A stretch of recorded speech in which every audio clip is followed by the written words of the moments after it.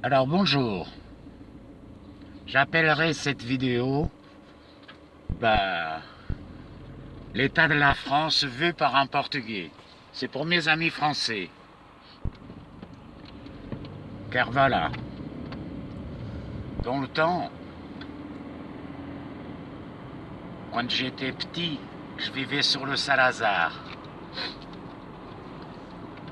Et on voyait la France comme le pays de la liberté. Alors en 1973, j'ai quitté le Portugal pour ne pas faire l'armée, parce que je ne voulais pas aller tuer des Noirs en Afrique. J'ai passé les frontières, celles de l'Espagne par les montagnes. Je suis rentré en France en novembre de 73, en traversant à nage la rivière Bivassoa, qui se trouve environ Yandaï. Donc je suis arrivé, après à la gare, j'ai pris un billet, je suis parti à Paris.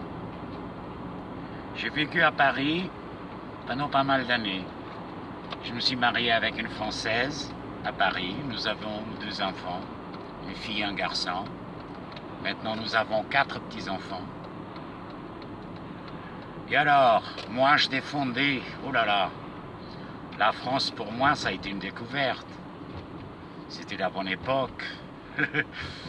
On avait du travail partout. Moi, j'ai bossé dans l'hôtellerie.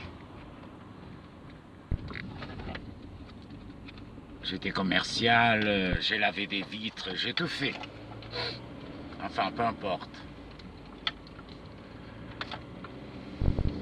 Il arrive que, à partir de l'an 2000, j'ai reparti au Portugal. Et quand on parlait avec des amis, je défendais la France, par-ci, par-là. Même le comportement avec des chiens. Parce qu'avant, les chiens, ils allaient partout. Tandis que moi, quand j'étais là, dernièrement, je suis allé à Paris, j'étais bien surpris. Je suis allé me balader avec ma petite chienne, une pinchère, au jardin de Luxembourg, quand il y a eu 2 balaises de flics qui sont amenés en me disant que c'était interdit. Il y avait des endroits spécifiques pour les chiens. Autrement, il fallait le prendre sur les bras. Heureusement que là, j'avais plus un dog, parce que j'en ai eu 3 déjà, des dogs allemands. Enfin, pour vous dire que la France va mal. Enfin, nous aussi. D'ailleurs, pour vrai dire, il va bien nulle part. On est tous baisés.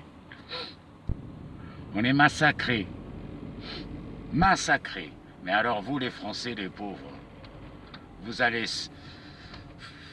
Le truc, il est monté d'une façon que c'est insupportable. Je ne sais plus comment vous faites. Mais c'est affolant. Ça c'est interdit, ça c'est interdit, gna gna gna, il n'y a plus personne nulle part, tu vas dans une pompe à essence, il n'y a personne, tu veux te servir pour boire un café, il n'y a que des bécanes, tu vas à la poste, il n'y a que des machines.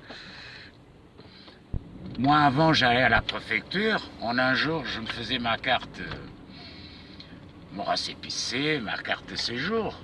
Là, la préfecture, on ne peut même plus y aller. Tout est par l'internet.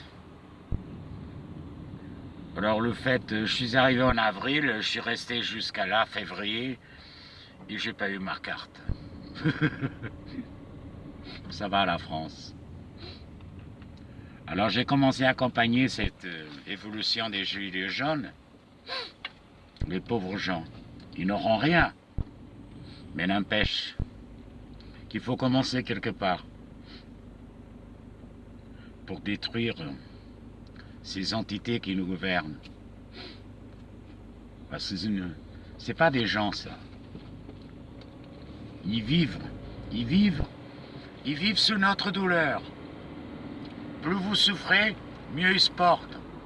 Regardez les vaccins. Hier, je suis allé ici au Portugal là, pour faire un papier dans le truc, dans un centre de santé.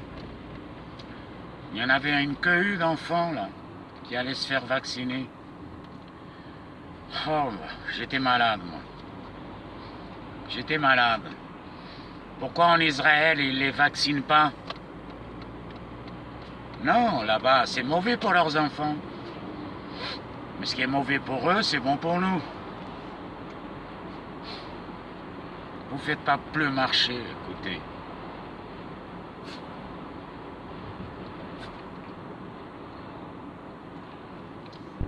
Alors, la meilleure.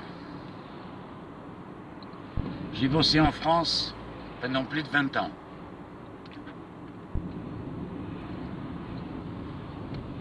J'ai demandé ma retraite par l'intermédiaire de Lisbonne. Jamais elle n'arrivait. C'est pour ça que l'année dernière, je suis parti à Paris pour faire ma retraite. J'ai attendu. Alors je vous le dis même pas combien ils m'ont octroyé.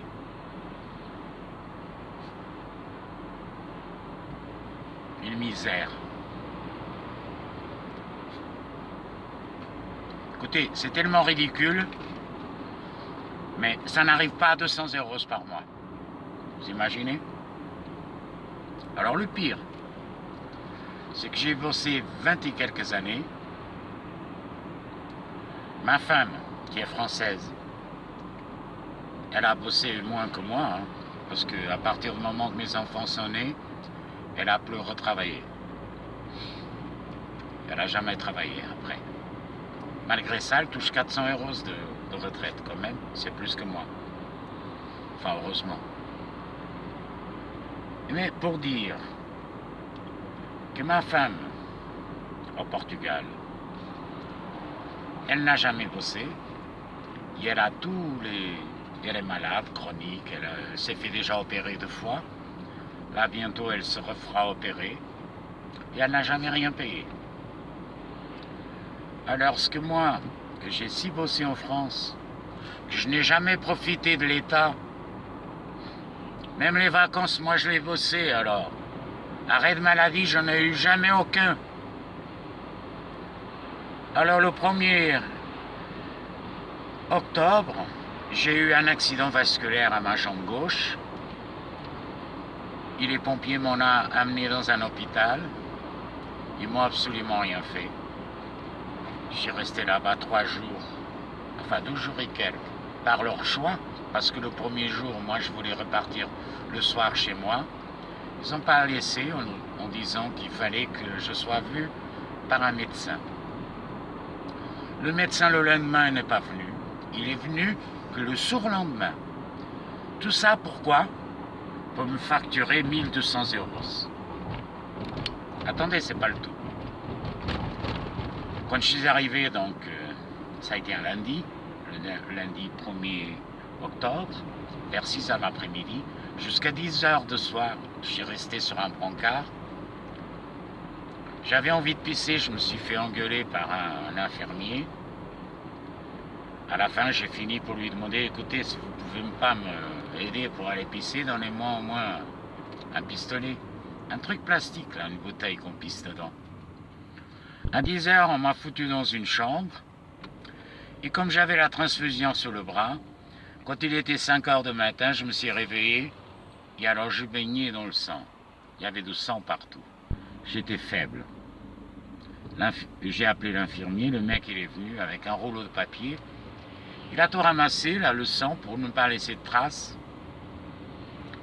Mais si j'aurais pris une demi-heure de plus, bah, j'aurais pas pu l'appeler. Hein. Je serais resté sur place.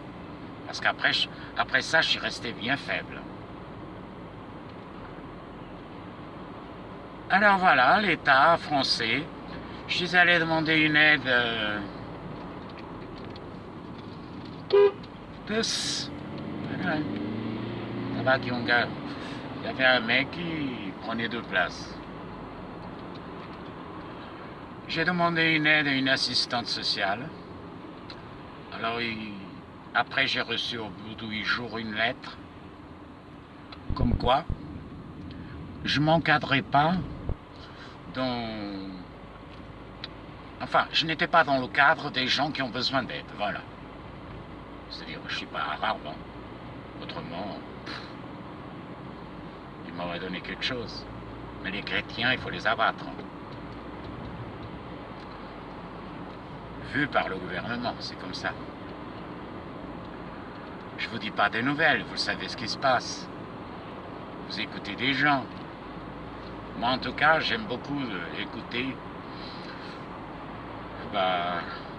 Christophe Cro-Plan, Patrick Gendroc.